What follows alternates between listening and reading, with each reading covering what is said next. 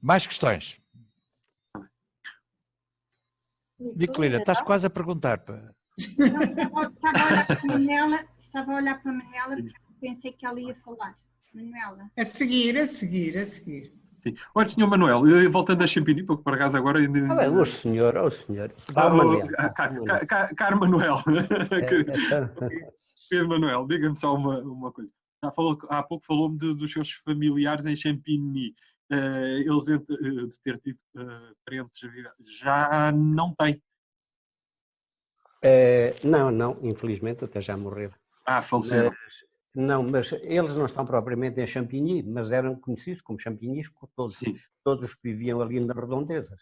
Pois, porque esse foi o bairro de Lázaro, de Donville mais famoso, porque era o que albergava mais pessoas. Exatamente. Nem todos os imigrantes portugueses tiveram nesse bairro. Eu evoquei esse porque precisamente era o mais conhecido, foi o mais populoso e foi sempre o mais falado. Mas não era, efetivamente, não era só lá que estava. E essa questão da dignidade humana é sempre uma questão muito importante. Não foi por acaso que não é os alemães, os nazis, na Segunda Guerra Mundial, uma das primeiras coisas que tentaram a fazer com todas e quaisquer pessoas de religião judaica era desumanizá-los, precisamente. Era retirar-lhes as condições e características de modo a que nós pudéssemos olhar para o outro com o respeito e era torná-los quase como se fossem animais. E isto passa muitas vezes precisamente por esta precariedade de vida em que depois estas pessoas, ou nós, acabamos por nos sujeitos. Hoje tem todo o conforto mínimo necessário para poder ter uma vida condigna. Mas nada garante que de um momento para o outro, olha, vimos agora com o confinamento a que vimos obrigados que tivemos que dar um paradigma de vida logo de imediato. Nossa vida de um modo rápido e abrupto mudou completamente. Manela, Miquelina, vocês têm questões? Então, força. Eu começo por dizer 2 ou 3 coisas assim muito rápidas, para não, porque muito daquilo que eu tenho aqui anotado, o Carlos, na excelente exposição que nos fez da sua obra e do seu trabalho, já me clarificou. E eu só dizer aqui, aquilo que eu tinha escrito depois de ter feito alguma pesquisa sobre a sua obra foi que, no fundo, as tensões entre o poder e os diversos tipos de poder são, de certo modo, a marca identitária daquilo que é a sua obra. Foi a reflexão global que eu fiz do seu trabalho. Sim, é verdade. Portanto, mostra-se, de facto, um sujeito extremamente atento ao social, à intervenção política no sentido da polis e de certo modo, até algo cáustico da leitura daquilo que é a vida social. E também que mostra na sua obra, foi a minha leitura e mantenho essa leitura, embora neste momento com algumas nuances, que podemos asseguir que o lado positivo da vida está arredado da sua obra. Neste momento, essa imagem eu já a tenho um pouco esbatida, embora ela permaneça, mas um pouco esbatida. Porquê? Porque a sua exposição sobre a sua obra fez-me ver coisas que eu não tinha visto apenas nas pesquisas que fui fazendo. E isso é um lado para mim bastante positivo neste momento. E, de qualquer modo, há aqui 2 ou 3 questões que eu gostava de colocar em relação a algumas obras em concreto. E pegando, por exemplo, naquela obra que já falou aqui dela, que é a Vila Bidão, que tem peças de diferentes anos, tem, e você falou de uma, o Carlos falou-nos do Morro, não foi? Sim, exatamente. Do Morro. Na mesma série aparece o Polder, que é uma obra de 2014, que tem muitas semelhanças com o Morro. Sim. O Morro aparece, portanto, com os ninhos, aquele amontoado de ninhos. Na obra, no Polder, aquele modo de apresentação remeteu-me imediatamente, não sei se, mas foi o que me ocorreu na altura, foi pensar nas civilizações lacustres, nas palafitas, portanto, naquela... Precisamente, sim. Pronto, foi o que me ocorreu, mas não percebi muito bem, percebi a ligação, mas não percebi a diferença entre uma e outra. Gostava de ouvir falar um bocadinho sobre essa diferença, sem querer ser muito exaustiva. Sim. Eu começava, se calhar, por responder à primeira parte, quando me fala do lado esbatido da vida e da que a minha obra nem sempre remete-se para o lado positivo, mete mais para o lado negativo. Pois, por acaso porque não é que eu não seja um otimista na mesma, o ser humano continua, pode e deve evoluir, no sentido de termos uma sociedade, e vivemos numa sociedade mais livre e mais equilibrada e equitativa. Mas, apesar de tudo, não deixo de pronunciar mais sobre o lado, o outro lado, que é esse que me perturba, que é o lado negativo. Mas fico contente de saber que, pronto, agora também com esta conversa, que mudou um bocado essa perspectiva e também consegue encontrar aquilo que é um pouco também de mim, que é uma alegria de viver da vida e uma alegria de partilha com o outro, e de que as obras não fechem só para esse lado negativo, e que também abram um bocadinho de esperança, como eu aliás quero e espero com obras como a Malas, da Ascensão, a outra do Barco, etc.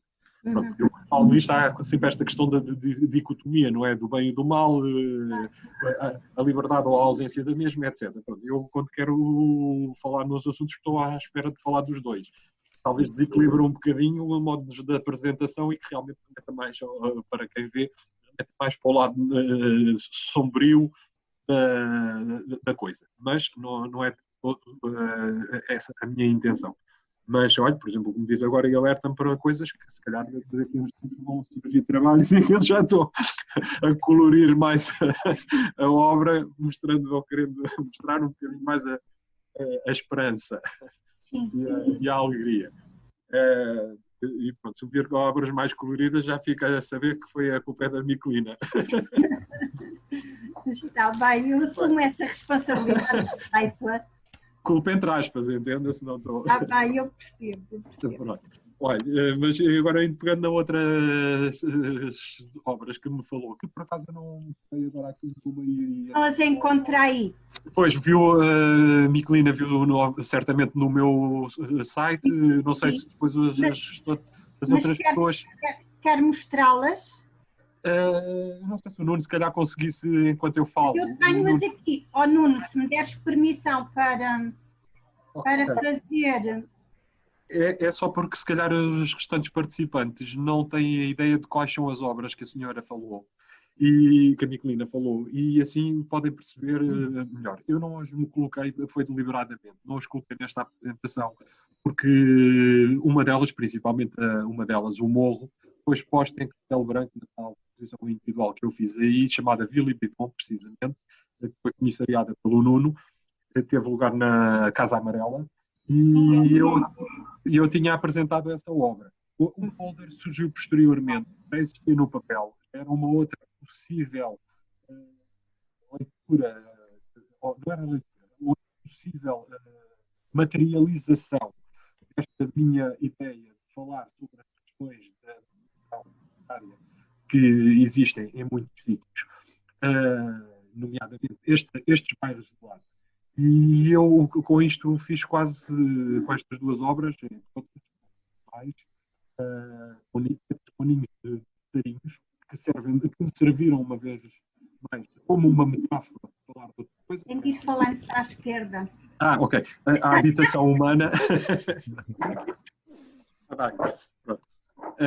Eu utilizei, como foi perceber, que era perceptível, aqui o ninho do passarinho era para falar das habitações humanas, das casas humanas, e aquela disposição, como existe no morro ou no polder, também tem a ver com o tipo de disposição habitacional, habitacional que nós encontramos em bairros de lata espalhados por este mundo fora. O morro é-nos mais familiar, se calhar via Brasil, até pelo próprio título, que é as favelas que se desenvolvem naquelas cumes de montanha que eles chamam o morro. Eu aqui uma vez mais fui buscar a palavra, porque achei melhor do que favela, que lá vai, fechava, apontava para ali. O morro, para muitas pessoas, não diz nada, nem falo português, nem percebe o que é aquilo se nós traduzirmos para a língua dele. Mas aqui eu utilizei precisamente porque para nós, que conhecemos a realidade brasileira muito perto, sabemos que morro é aquele tipo de favela que existe na montanha, em que as casas vão sendo construídas desde da base até ao topo, com aquele tipo de aglomerados. E por outro também porque é um verbo para nós, o verbo precisamente morrer. E daí criar outra vez estas duas coisas, que parece um cenário de morte lenta, exatamente.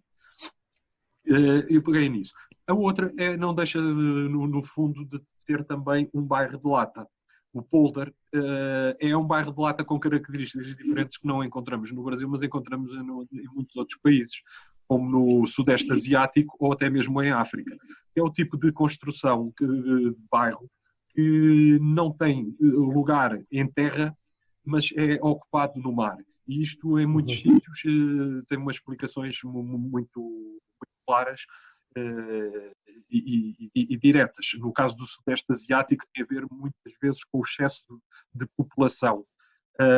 Bem, e em África também. Eu estou-me a lembrar de cidades como Nairobi, ou Lagos, a capital da Nigéria, que têm bairros de lata desta natureza. E eles estão construídos no mar, ou nos rios, mais concretamente em rios e lagos, por uma razão até quase, diria, de ordem legislativa e administrativa. É muito simples, é porque aqueles territórios, os rios e as águas, não têm propriamente uma jurisdição, um domínio de propriedade. Aquilo é do Estado. Em si, é de todos, não é de ninguém em particular. Não há a propriedade privada. E aquelas pessoas são empurradas precisamente para os rios e para os lagos, porque é os únicos espaços que eles têm que podem ocupar livremente, sem ser propriedade de alguém. E por isso é que eles depois fazem aquelas construções todas ali, não é porque não lhes dê mais gozo ou mais prazer ou seja mais fácil. Não, eles são excluídos da terra, do espaço térreo, para ir para lá, porque todo o outro não só está ocupado fisicamente, como tem ainda esta questão que são de propriedade de alguém. E, portanto, constroem as suas favelas ali. E depois também é a questão da demográfica. O excesso de população é de tal ordem porque também há esta sobrelotação do espaço e depois também são empurrados precisamente para ocupar os rios, porque ainda não está ali construção alguma. Mas hoje em dia, em algumas destas cidades, mega metrópoles, quase nos rios já nem há espaço. E claro, os problemas de salubridade e higiene são terríveis. Mas este polder eu fui pensando, tendo este tipo de imagens de outros contextos geográficos onde as favelas têm este tipo de apresentação. E depois, olha, uma vez mais fui criar aqui linhas, nesta vez com o título da palavra polder.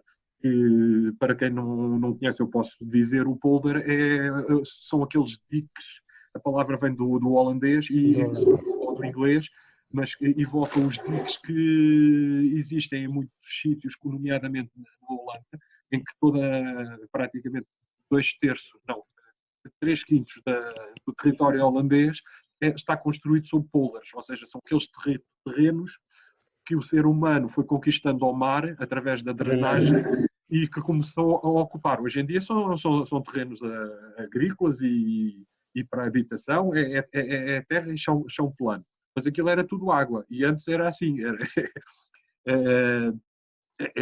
era território da água que o homem conquistou. Eu ali fiz a evocação. Olha, até fui buscar um país rico, não, se calhar, para falar desta outra conquista de território e evocar o outro lado, a outra face da Terra.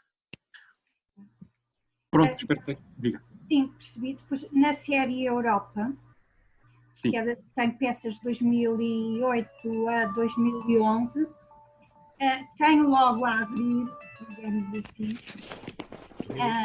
um bem-vindo. Sim. A célebre bandeira, a famosa bandeira da Europa, só que falamos depois. As estrelas por sapos. Quer entrar? Sim. Vamos lá, porque é que escolheu sapos e não escolheu abelhas, por Ainda. exemplo, como tem no Maia? Ou não escolheu gafanhotos, ou moscas, ou sei lá, cães, gatos? Eu não sei se a Michelina já sabe a resposta e se me está a pregar uma rasteira. Não. Porque poderá saber, pronto, mas eu acredito que assim que também possa não saber, e aquilo que é normal. E eu também, quando faço estes tipos de trabalhos, se calhar uma coisa já percebeu ou já perceberam, que as coisas não aparecem nas minhas obras por acaso, porque acho que é giro, porque é engraçado. Um gafanhoto também tem a sua beleza, podia ter posto a cabeça de um gatinho ou de um cãozinho, se calhar era mais bonito e engraçado. Não, foi inusitado. O ser o sapo tem uma razão muito simples e simbólica. É comum e é relativamente conhecido dentro das comunidades ciganas. O sapo é um animal repugnante, maléfico e de mau agouro. E para eles, onde existe um sapo, eles não entram. Eles fogem quando... Hoje em dia parece-me que dentro da comunidade cigana isto já não é tanto assim. Mas em tempos idos, e até há muito recentemente, acontecia, onde houvesse um sapo, um cigano, uma pessoa de etnia cigana, não entrava. Isso era ponto assente. E, portanto, perante isto, o que eu quis fazer foi fazer essa referência aos povos ciganos. Sim, neste caso concretamente, ou em particular, aos ciganos, porque eles interpretam melhor aquela simbologia. Nós também, quando temos conhecimento, ficamos a saber e a interpretar desta forma, mas pronto, ali não. Mas aquilo o que eu quis dizer com isto foi falar um bocadinho no grupo étnico ciganos e da exclusão a que estão sujeitos, mas para evocar uma coisa mais ampla, que é a exclusão social, seja lá de que tipo de grupo seja. Pronto. Quis particularizar aquilo, porque a partir dali ser o ponto de reflexão para o resto.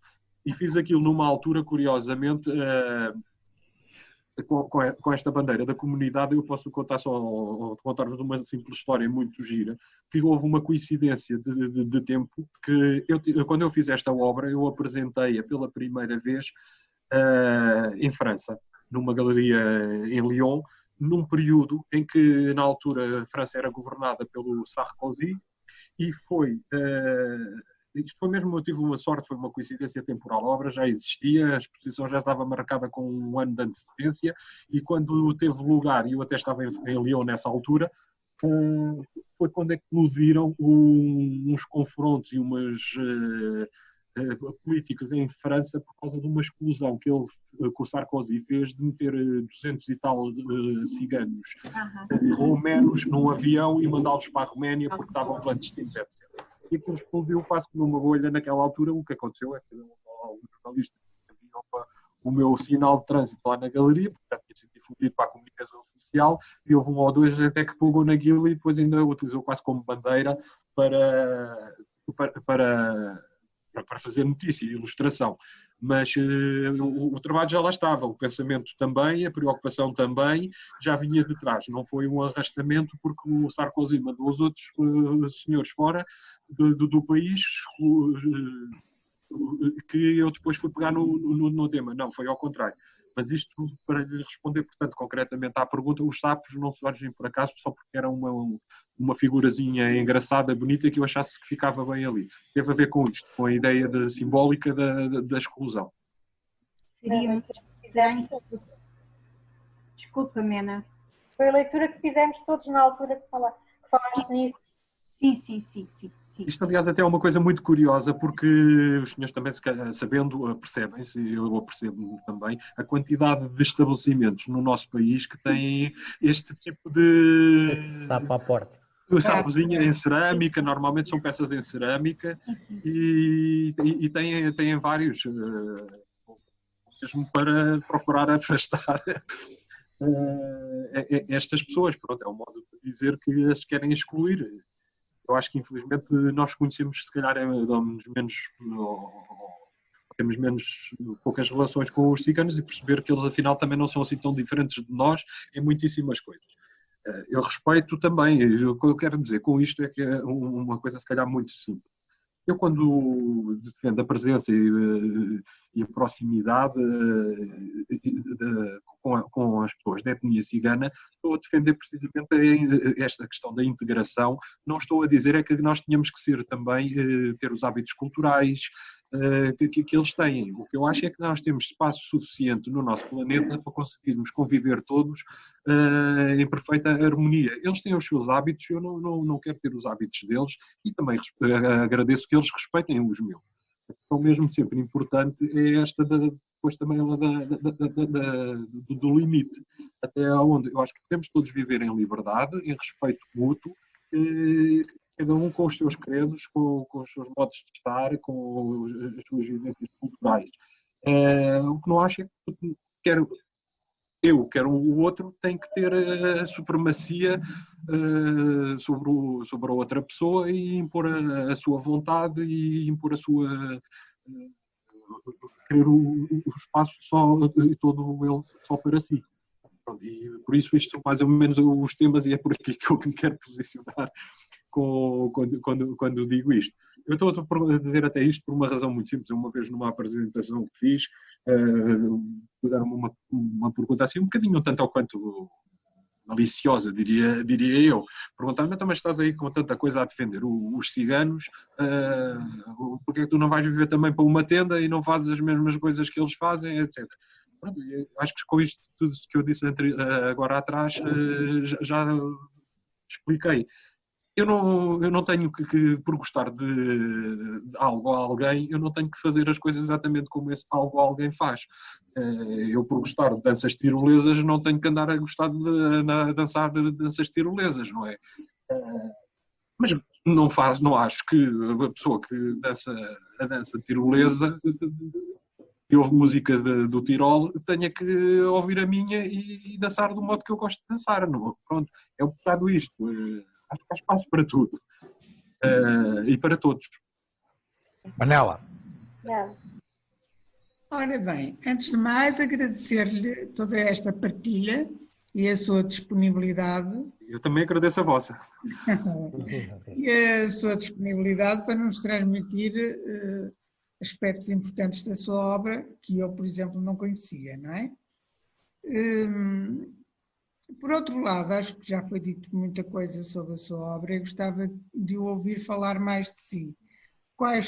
Já percebi quais eram as suas influências, mas porquê é que vive na Ericeira e quais são os artistas, digamos assim, com quem convive mais, que sofre influência? Gostava de o ouvir sobre isso. Porquê é que escolheu a Ericeira ou... Olha, não entrar muito na sua intimidade, não é isso? Não entra, também se não pudesse responder, ou achasse que não devia, também lhe dizia, mas é uma questão meramente circunstancial.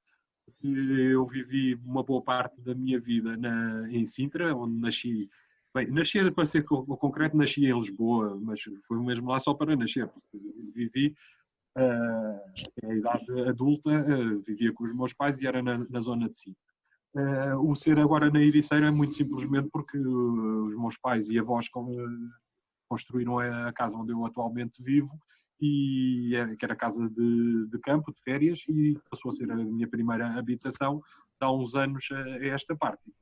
Fiquei porque gosto das condições, gosto das pessoas, gosto do local, e porque também não tenho possibilidades financeiras de pensar em ir para outro sítio, e portanto, olha, por aqui por aqui estou. Tem umas vantagens porque estou no campo e consigo ir com relativa facilidade a centros urbanos como Lisboa e, portanto, estou num ponto intermédio, consigo estar bem e ter as duas coisas em simultâneo. E por isso, olha, se calhar dentro desta situação aprazível, por aqui me tenho deixado de ficar. E por acaso nunca pensei em emigrar, e portanto, por aqui. Em relação às outras questões das influências, dentro de artistas, sim, eu tenho vários, nomeadamente artistas que trabalham também questões parecidas com as minhas, preocupações de ordem de caráter social e político, mas também não só, mas acima de tudo tenho isso, mas depois influencio mais vezes por outras coisas, como por exemplo o caso do Donald Judd, do qual as senhoras viram aquela obra. Aquilo é um trabalho de minimalista, ainda que eu me identifico muito com o movimento artístico minimal, com aquela depuração das formas, de simplificação, etc. Pronto, em termos de tema, de conteúdos, os objetivos dos pensamentos do minimalista de Donald Judd não tinham nada a ver com os meus. Eu, naquele caso concreto, até fui buscar e evocar uma obra daquele artista para fazer esta obra. Mas pronto, mas posso-lhes dizer, por exemplo, em termos artísticos, uma pessoa como o Marcel Duchamp é um artista que eu acho bastante importante pelas questões que ele criou e levantou, e do que é uma obra de arte, o conceito de arte, aquilo que ele também trouxe de bastante positivo para o objeto artístico naquilo que ele é hoje em dia, ou seja, todas aquelas questões que levantámos e falámos há bocadinho, do ready-made, descontextualização, recontextualização, etc. E todo esse discurso e argumentação que na altura ele pôs em causa com os objetos que ele criou, ele chamava de objetos artísticos e que depois, posteriormente, vieram a ser considerados como tal, e nos abriu linhas de leitura e para as nossas obras atualmente, e hoje em dia isto já é um dado aceito e incontornável na arte contemporânea, da integração do objeto ready-made. Pronto, o Marcel Duchamp foi muito importante e é muito importante para mim, nomeadamente por isso. Artistas também como o Joseph Beuys, décadas mais tarde, estou a falar da década de 70, também foi um artista muito importante para mim, nomeadamente nesta parte já mais teórica da questão da vida e da arte, da relação da vida com a arte e a arte com a vida, em que ele traz para o campo artístico precisamente estas questões, ou muitas questões que estão relacionadas com o ser humano enquanto questões da vida.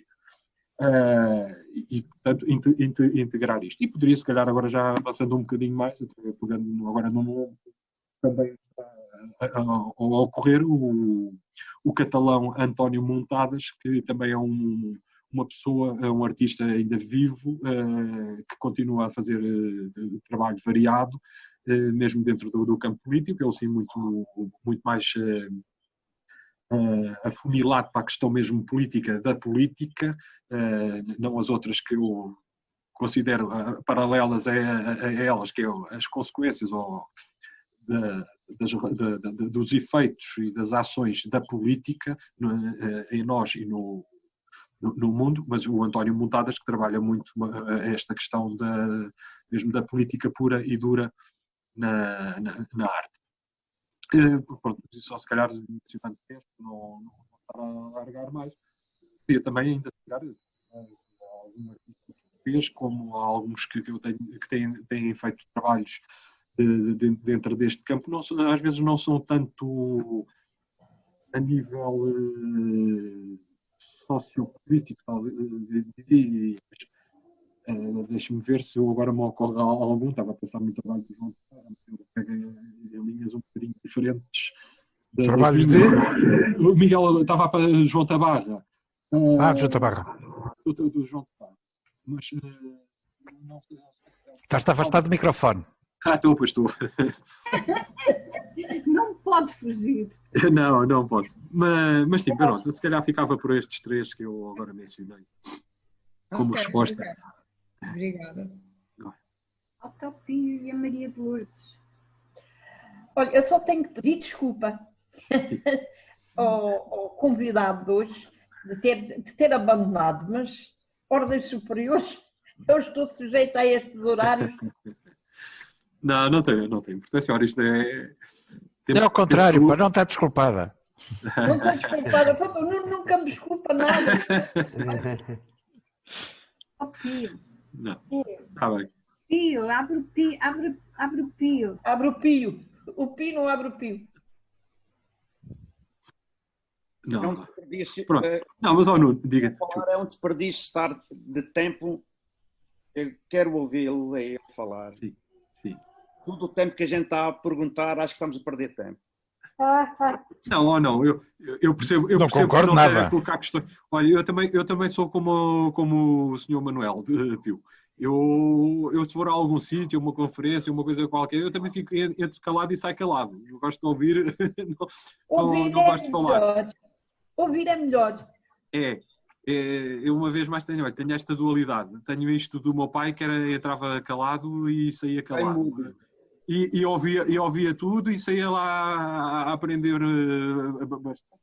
E depois tenho este lado também da minha mãe, porque agora me é obrigado mesmo porque eu